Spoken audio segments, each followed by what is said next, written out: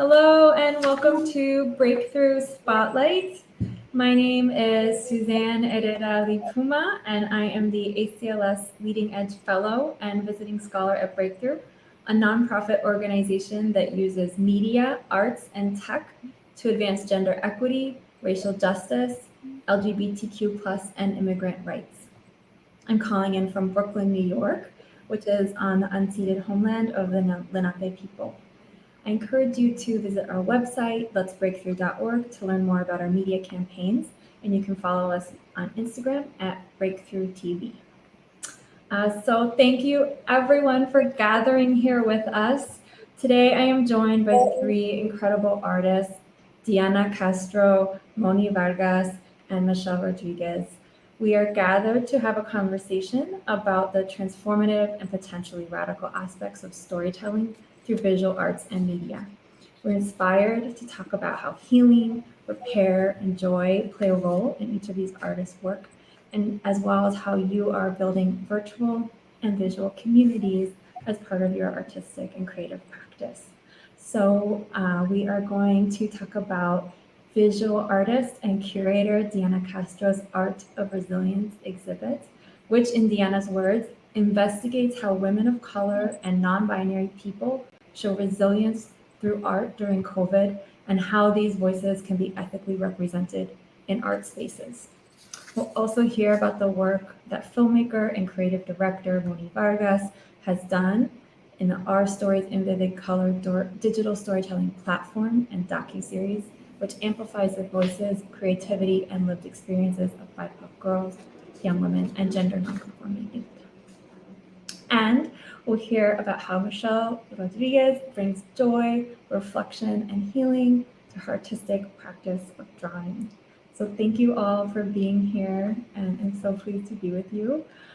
We are meeting during Latinx Heritage Month, and while each of us here have a relationship to the term Latinx, I also want to mark the complex ways that term, along with Latino, Latina, Latinx, can be a fraught term, and the concept is currently a subject of many important conversations and contestations. Both the concept of Latinidad or Latino, Latinx has been implicated in histories of exclusion, erasure, and violence against Afro-Latinx, Black and Indigenous communities in the Americas historically. And some of our conversations hope to touch on ways that those legacies can be interrupted, contested, and transformed as we address the complexity of Latinx as a category, a term, and a potential identity. So thank you all for being here. It's such an honor to talk to you all, and I want to just get a chance to have a little hello from you, your name, your pronouns. We'll start with you, Moni.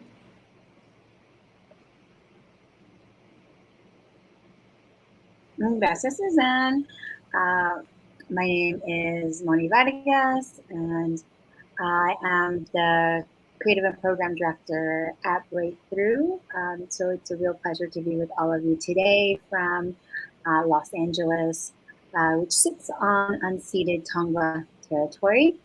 I identify as a queer Latin, Afro-Latina, but really more Afro-Mestiza. That's just really my genetic makeup.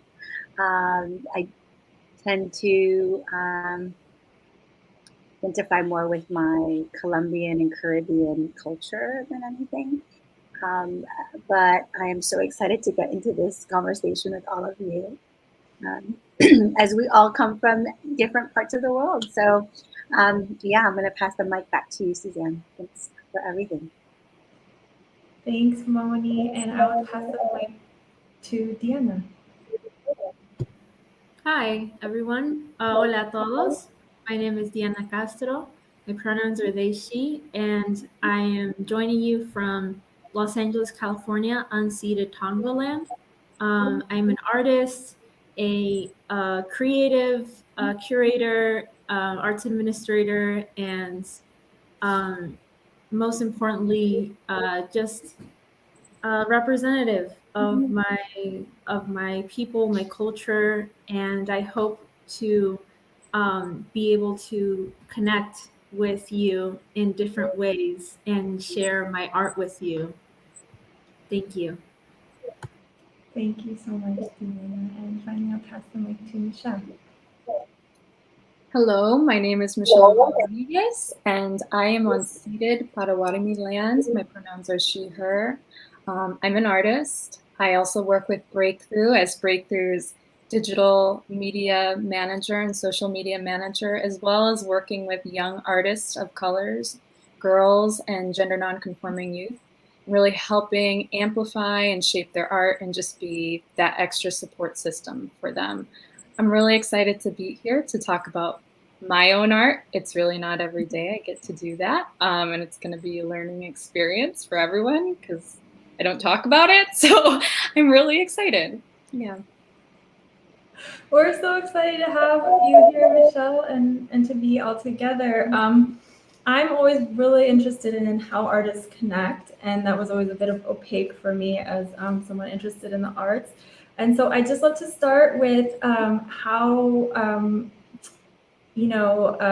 of us on the call are connected through the organization of Breakthrough. And Moni and Diana, you met through the Our Stories casting call, is that right? Yeah, I saw this ad on Instagram, and I immediately felt seen. And so I reached out, and then I had a phone call with Moni, and just feel like we really clicked together. Our identities, our backgrounds are so similar in many ways, and I really look up to you, Moni. So it was just great to be able to find each other, you know. Okay, I am already getting very emotional because, yeah, it is so difficult to find each other, right? And I think that's what this whole conversation is about. Like, how do we create spaces so that us as, however you want to call us, as folks from Latin America, how we, one, see ourselves in media and in other spaces, but how do we create spaces so that we can communicate and we can find each other? Because we're here and we're not going anywhere, and we've been here.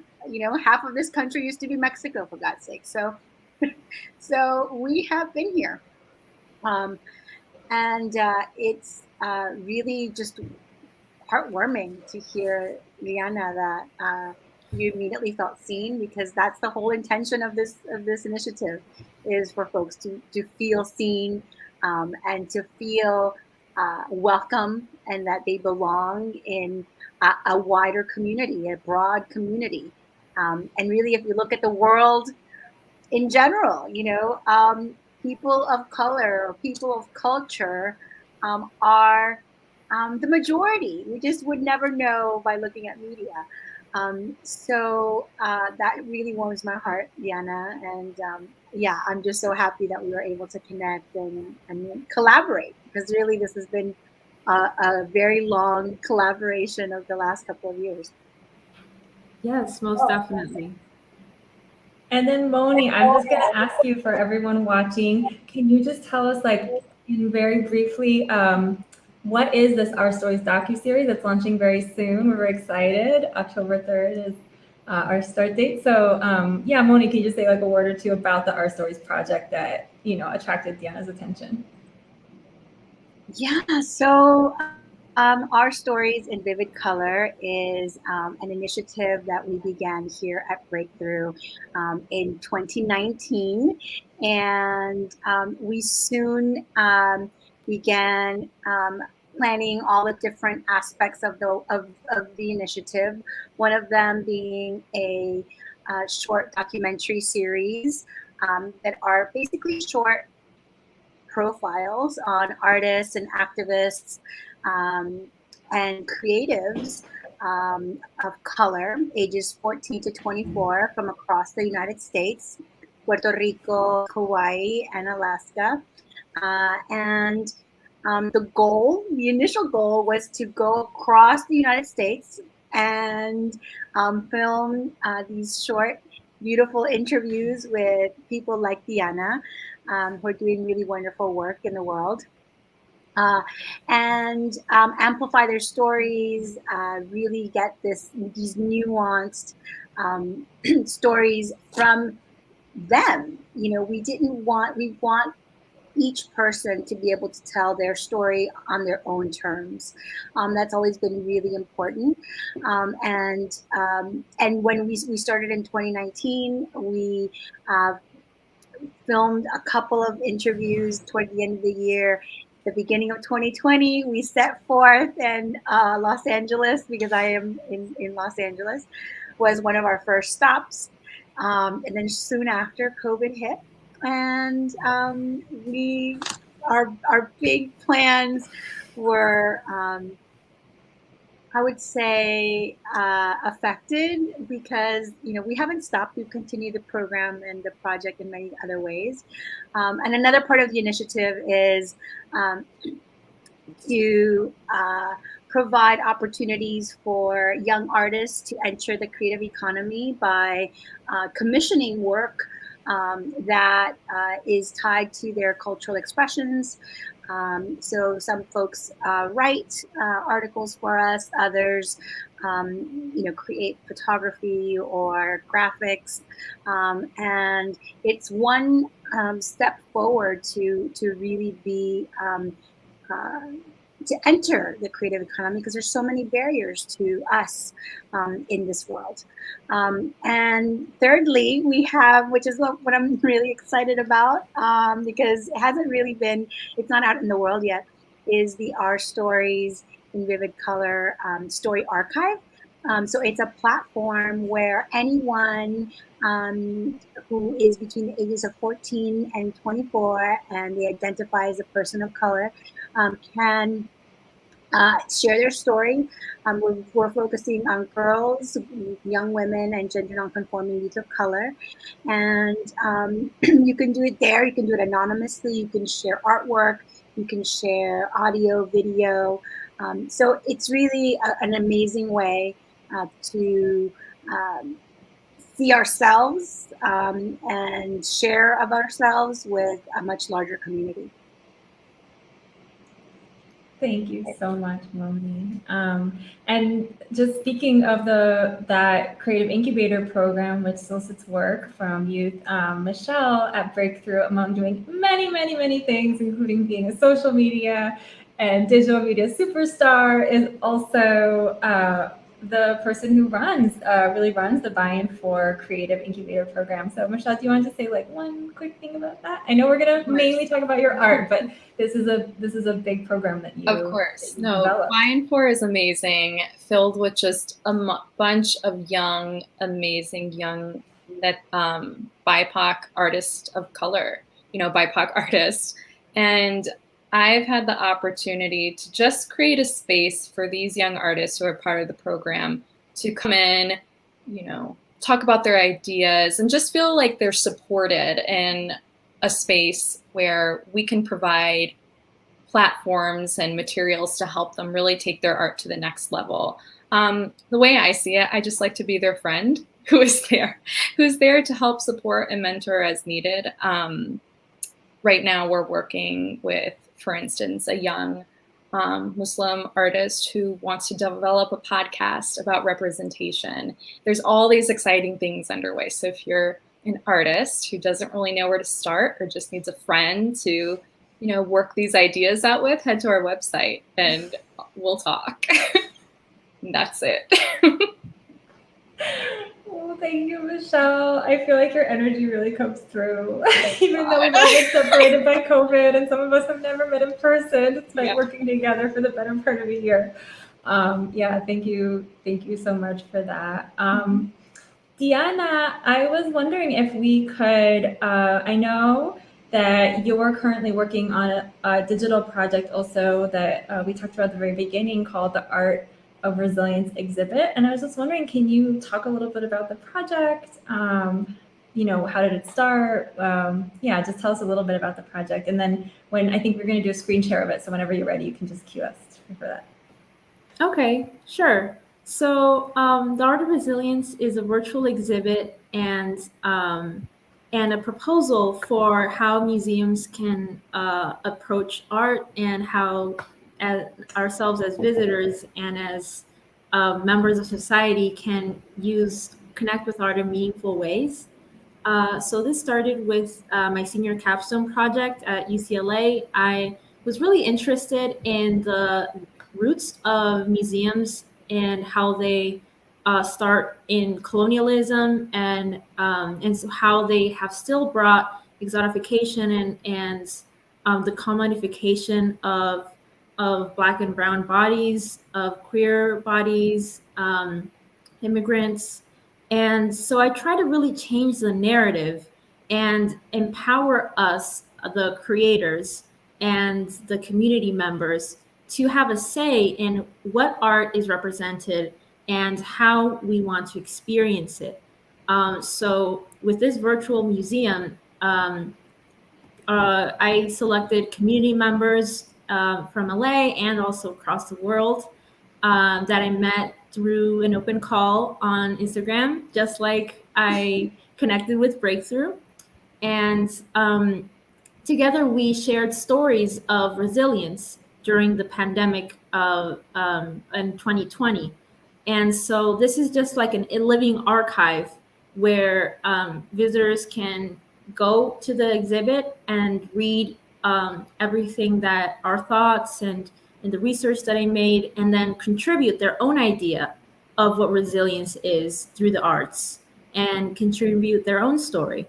So in a way, it's very similar to the Buy in For website, because we're trying to find ways to change the narrative and really empower us as young artists of color. Thank you so much. So it was through, I love it that it was through these open calls that you're meeting people. How, I know I've looked a little bit at the exhibit. I encourage everyone to visit. And you have some text where you talk about intervening with like the ethics of curation, the norms of curation. And I was wondering if there was any like moments when you were putting it together and there was something came up for you around like the ethics of curation where you really thought like, okay, I'm gonna, I'm gonna do something different. Yeah, so something that I noticed is that a lot of the museum really positions itself as the authority on what art is, what it looks like, how it should be represented. And so I really wanted to break down that hierarchy of museum, curator, artist, and then, community member, like right at the bottom, and really create a level playing field where we're having these conversations with each other. And instead of the curator being the one that decides and tells us what art is, the curator becomes a facilitator. And for this dialogue between the artist and the community, in order to create an experience that is really representative of the people that are going to view the art.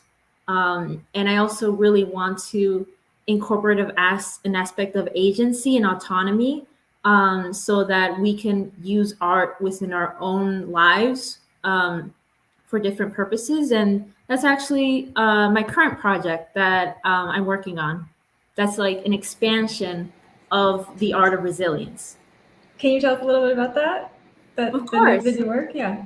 Yeah, so I'm creating an arts collective, and we are generating a virtual art center and lounge for BIPOC youth and femmes and queer people. And so in this space will be a space to explore art as healing, art as knowledge, and art as social transformation. So visitors can go into this virtual platform and play games, have a fun time, engage in conversations about how we can change the narrative of how we experience art, how we can use our voices through the arts, and how powerful art is to heal ourselves, our community, to really engage in like deep dialogue and deep connection with each other, and hopefully start a cultural change in that way. Oh, wow. I mean, now I'm going to start grinding, Deanna. That's such important work. I'm so pleased that you're able to do this and in a pandemic, no less, like in this time of so many people feel isolated and separate. It's really amazing that you're doing this work of creating Yeah, that space. yeah, and that's why I feel like it's essential right now. And my own experiences as an immigrant, as a person of color, a femme person, neurodivergent, and a survivor of many things, among them cancer.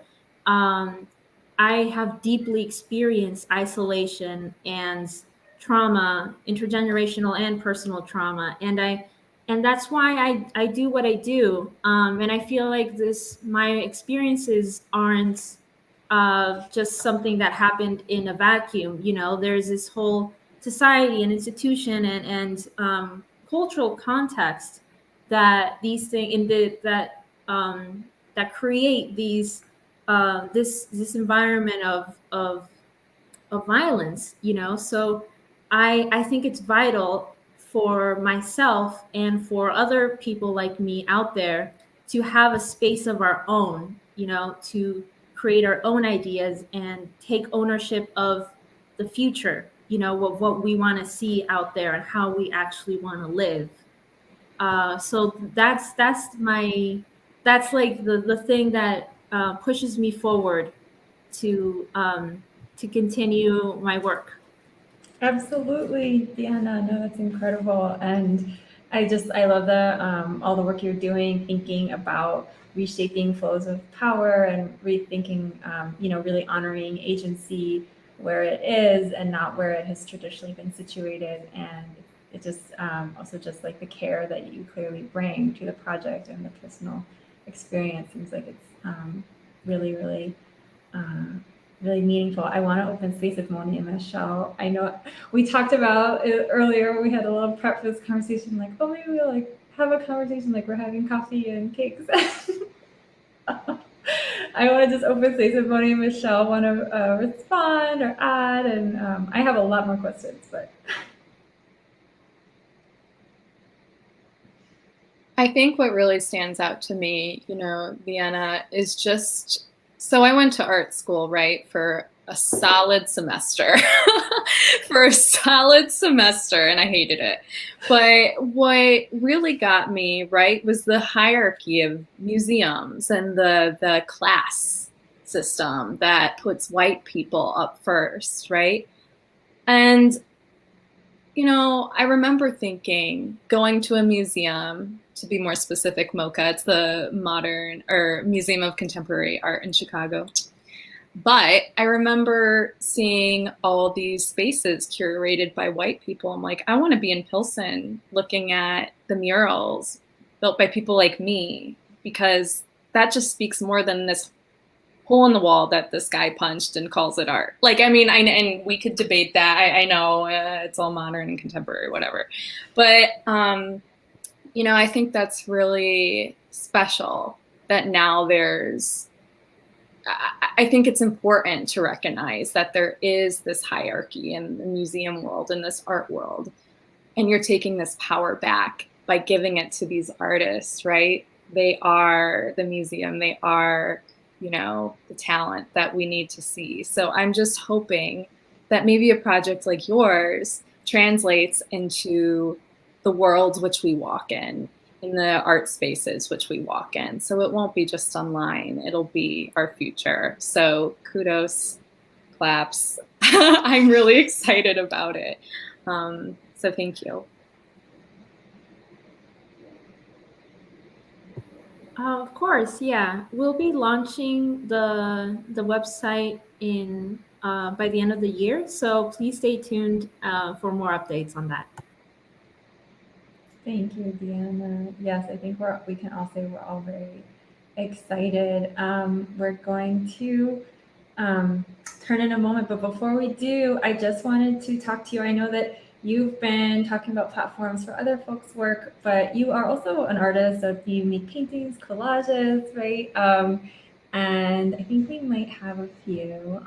I'll have it take a second to pull those up. But Yeah, can you just talk about your practice? And you mentioned healing, and I know, of course, a practice has so many different dimensions. It wouldn't just be that, but yeah, just if you had just a few words about like your own artistic practice. And I think we have a painting and a collage of yours. Yeah. Yeah, so this painting is about how um, is a depiction of my experiences with healthcare in the U.S. as well as gendered violence that put me in the situation of healthcare in the first place. And although graphic, I decided to create this because I really value honesty, vulnerability, and courage. I think that those three things are what connects each other in deep ways, so that you can see yourself reflected too. Because I really dig deep into like the core of my being, and in order to break the silence, because breaking the silence also breaks the bubble of isolation and fear that trauma puts you into. So by having a voice and by sharing my experiences, I I take back ownership of my body, my thoughts, my feelings, and in order to create community, in order to reach others and kind of extend a hand, So if we can go to the next image. So this one is called Colonial Desire, and it's about colonization in the Americas. And this was more of an analytical image, that a collage that came from as a result of all of my studies in colonialism and resistance, um, and how colonialism has used the Americas for exploitation, and how and kind of giving like a visual review of what it means to have the body or the land colonized and taken over in a way. So I really try to convey everything that I've learned about it's in college, everything that I've thought about, and in order to start these conversations, because they are very important parts of history, and therefore important aspects of ourselves, of our own history, that we have to learn. But most of it is silence. So again, this theme of speaking up, of art as knowledge in this specific instance, is a really big tenet in my art practice. And so that those are two big examples of what sort of art I do, and how I use different materials, often found objects, to create art. Thank you so much, Deanna. I love those two images that you gave. One of the extending hand, and then also transforming trauma through like a painter practice, through like a physical practice. That there is the kind of transformation that can happen, even like an alchemy. And that there's community building in that as well, that people sometimes think of making artwork, even something so specific as a painting, as an isolated or single activity, but actually it can be this kind of imaginary community and actual community that comes out of those works as well, which, is also one of the ideas I think behind your making the virtual spaces that you're making as well. So I think sometimes those get taken apart, those two moments, like, oh, well, you're making these artworks on your own for yourself. That's a kind of like isolated activity, but actually there's something deeply social and connecting about it. So I appreciate that. And then also art as, a space of thought, reflection, critical thinking, analytic work, and that also it's a language that speaks in ways that sometimes our words don't always have space for. Deanna, thank you so much. I will shamelessly promote the Our Stories launch and say you can learn a little bit more about Deanna at the launch of the Our Stories docu-series. And also, please, we will put Deanna's Instagram at the end of this, and also the Art of Resilience exhibition link as well in the comments. Moni, you have worked in so many different media. You're a filmmaker, DJ, producer, visual artist, storyteller, among others.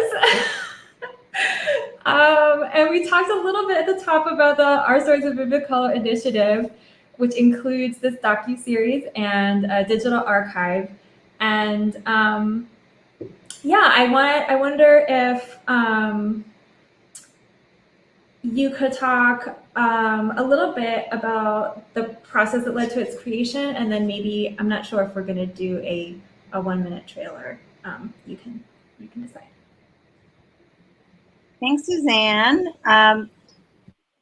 Well, yes, I've been an artist my whole life, really. I think, we were all born artists, and we're all born as creatives. And I think the older we get, the less creative we get as, I think, human beings.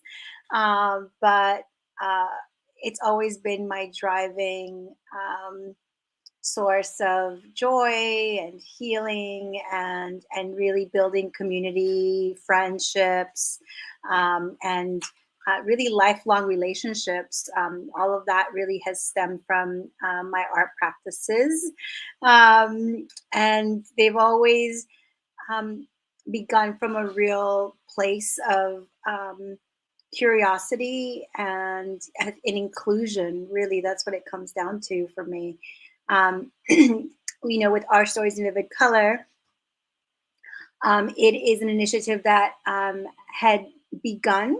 The seed was already planted at Breakthrough, which I'm just always so grateful to have been brought in to direct the short documentary series and serve as creative director for the program. And my background is in filmmaking, but I started off in photography. So you go from still images to then moving pictures. I've also always I started DJing as a college student at WVAU in Washington, D.C. And so that gave me a lot of experience with timing and music and creating moods and communicating through sound, and then film is really a way to bring it all together. And I think that's why I'm so grateful to be able to be here. As after working many years in Los Angeles and in media and in film and short docs and music videos, I really wanted something a bit more meaningful. I have an 8-year-old daughter, and when I look at the world, I always think about, like, oh my goodness, what's the world going to be like when she's 15, or when she's a teenager. And I know it was really tough for me growing up. I held so much emotion inside because I had no way to express it, and I didn't know how to. So my outlets were always very creative. But when I think of her, I think of, what world do we want to create for her, and, for all the young people who are out there really, struggling to navigate now with social media and with just so much just so much that and now COVID, right? And so it's really a lot for young people to process. So I'm really proud of the fact that we are creating these platforms of inclusion, acceptance, and openness, where people can be vulnerable. People can share their stories, even anonymously if they choose to on the platform. And again, everything is done on their terms. So, and we are so happy that we're also compensating all of our storytellers in the docuseries and through Buy Em For. If you all want to donate, you can at Breakthrough, at Breakthrough, letsbreakthrough.org. But really the goal is to make space, create space for these voices, for these stories, for these artistic endeavors. And, it's not something I do alone. You know, we have a great team, Maniju and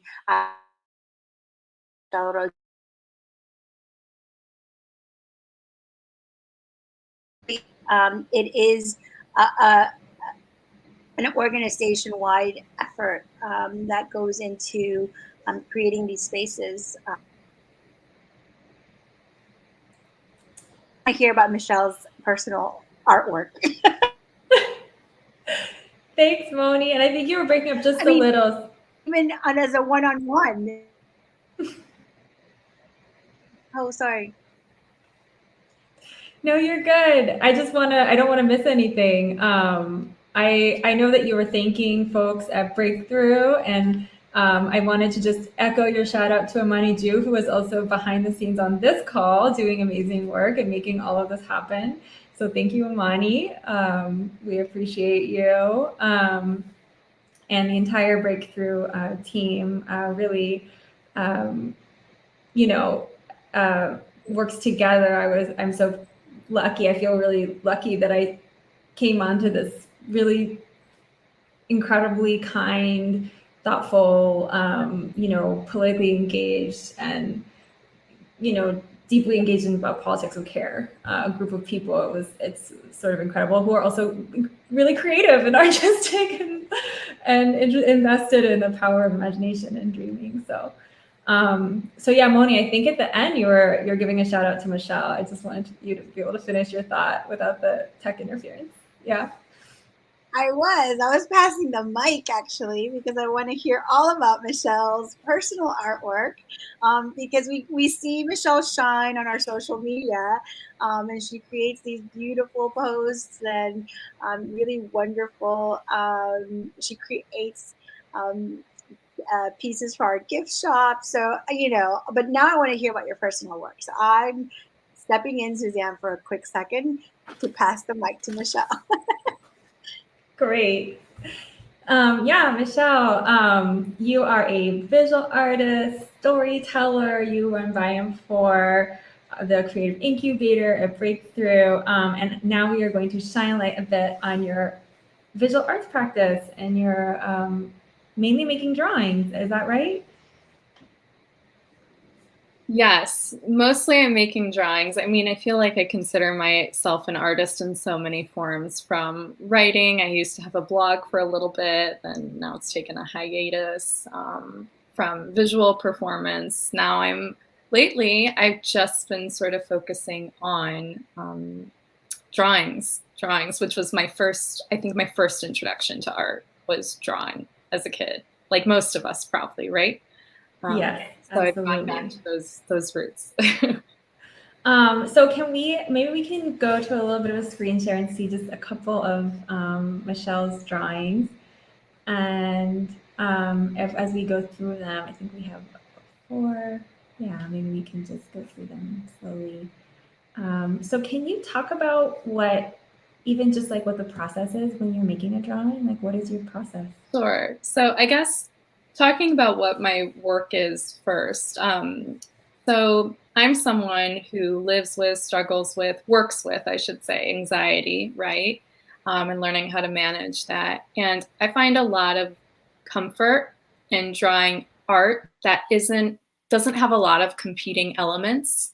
So you'll see a lot of monotone and just very peaceful, like it's a person sleeping, it's not a person fighting, right?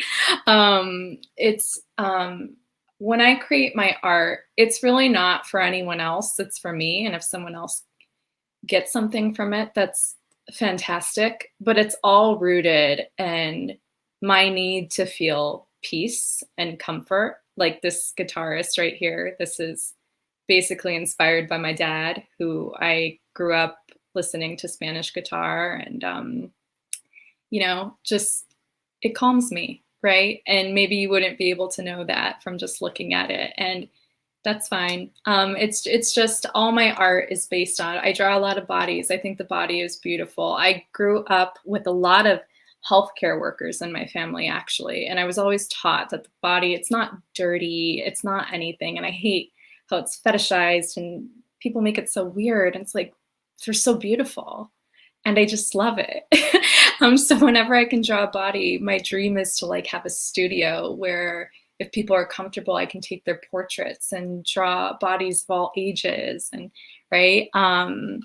So my process is just going through whatever feels right in the moment. And if I have a lot of anxiety or peace in my heart, sometimes I just need to put it down, whether it's on paper or on my iPad. I have arthritis in my little joints, so I tend to use the iPad a lot.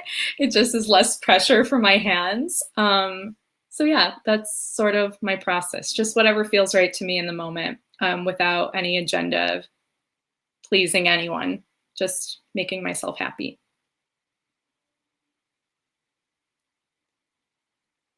Oh, I think you're muted, Suzanne. Are you? Yeah. Thanks, Michelle. Yeah. No, thank you for that. And I was really struck by, in the last image, there is just such a, I mean, in all of the images, but I think in that last one with the tapestry of like a constellated night almost, that there is like a deep sense of peace and rest, like a figure of rest in the images. And it's so interesting to me that you make the work when you feel anxious, and then like what comes out of it are these like deeply peaceful images. Like you can create something completely antithetical to like what's coursing through your body in a moment. In that last piece though, I remember not being anxious. I was actually in a situation where a difficult situation that I had been in time and time again. And my body in that moment just subconsciously chose peace. And for me, it felt like such a growth moment for me. In that night, the moon was full. I've talked about before how I have such a deep connection with the moon. And I sort of felt like whatever was happening in the universe, the moon shining on me and me having this moment of just clarity and subconsciously my body just wanting to be at peace. I sort of felt like this moment of growth. And in there you see it's a portrait of me. It doesn't look like me, but it's a minimalist portrait of me within the moon, because I think of the moon almost like a womb, a place for growth. And yeah, that's what I created. I don't know how that idea came out of that moment, but it did.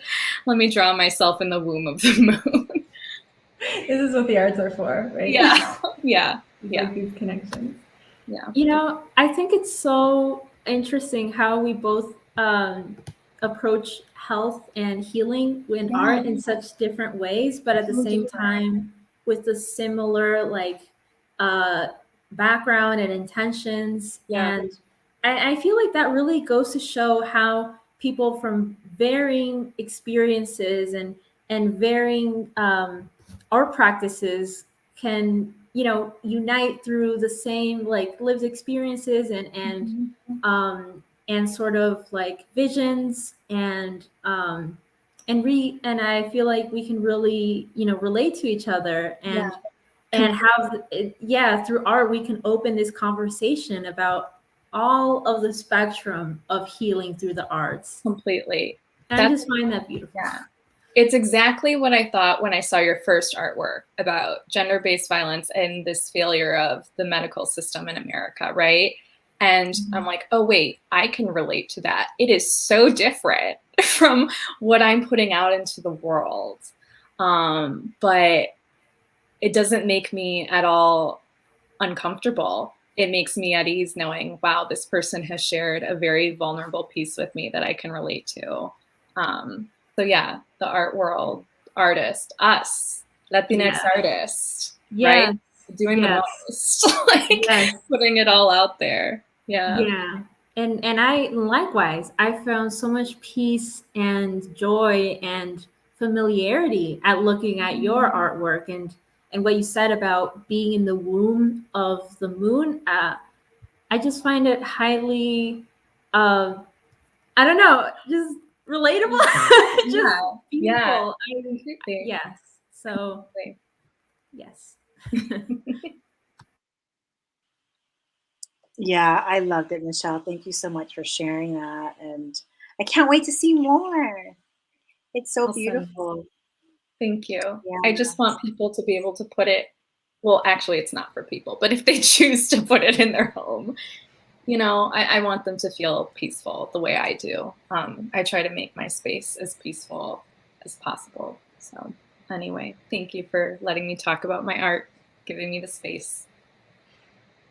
Thank you, Michelle. And I mean, I think, you know, I've been thinking about the visual arts and storytelling because Our Stories is a storytelling initiative. And I think the idea that something visual can be a story, especially if it's a little bit abstract or if it's not, you know, if it's not clear what the story is in a narrative form, can be a little bit opaque. But I think that there's a way that stories do live in the visual, and they live in there in ways that kind of come out in the conversation that we just had. And I love how stories that maybe brought your experiences, Diane's experience, into like this intertwined zone, yeah, like created that connection, and then also were expressed in different ways. And yeah, and I think that is, I don't know how you all are feeling, but I feel just so grateful to be in this space with you all in this really rich conversation. And so yeah, thank you, Michelle, for sharing your work with us and your beautiful thoughts on it. Thanks. I want to thank you all for coming. I think before we head out, we do just want to offer our viewers, we've been talking about this Our Stories platform and Our Stories docuseries, and it's one of the projects that bring the four of us on this call together. So we'd like to just share with you a 1-minute trailer of the upcoming docuseries. And so we're gonna get that up.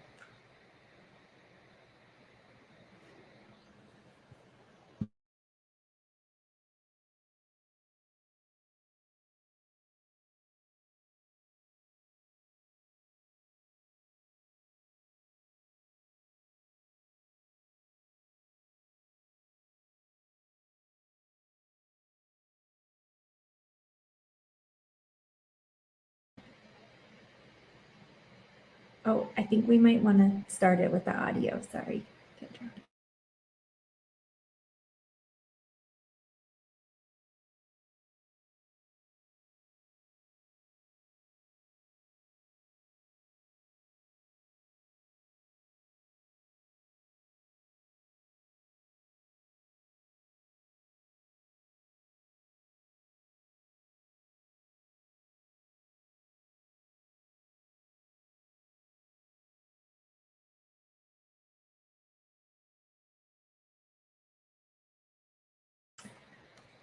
Okay, so I think the audio isn't cooperating at this moment, but you have a little visual snippet of the of this work, and we are going to share a link with you so you can hear it with the full audio. As Moni revealed, you know, she's a musician, and our editing team did create these beautiful visual and also sonic and audio soundscapes for the piece. And I just want to thank all of you who are tuning into this episode of Breakthrough Spotlight. My name is Suzanne. It's been my pleasure to be in conversation with Diana Castro, Moni Vargas, and Michelle Rodriguez. You can follow Diana on Instagram at KILLA_W8RMILLA. Or is it, do you want to say it? Yes, it's Quilla Warmilla. It's in Quechua. Quilla Warmilla. Quilla means, yeah, Quilla means moon.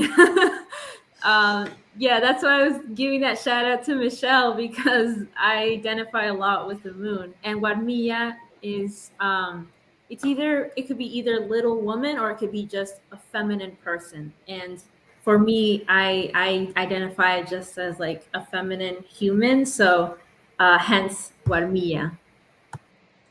Thank you, Diana. Diana on Instagram at Kia_Warmilla.